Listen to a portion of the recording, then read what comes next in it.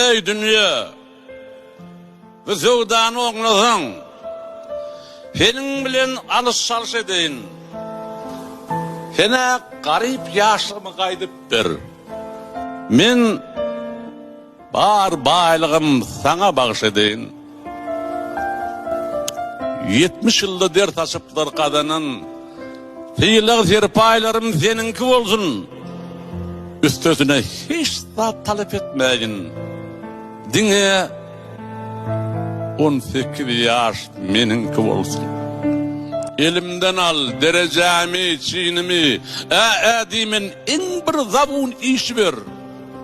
Yönü yetti kuttulukta geçirilen düşe dönün şol 18 yaş ver.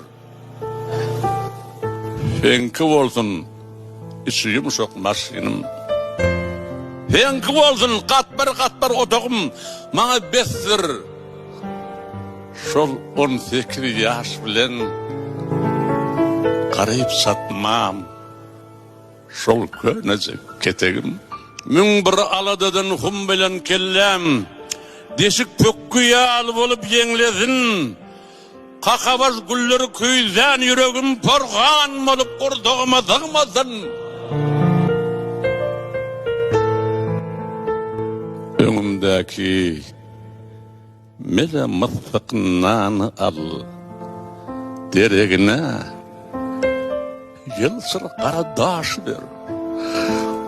Daş çeyneptir, kum yalaptır, ona gün yönedine.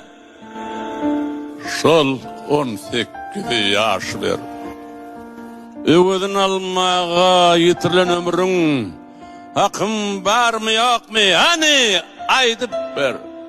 Men bir doktormuşy şoňa bereyin. Sen karnı aç. Şo yaşlığımı kaydıp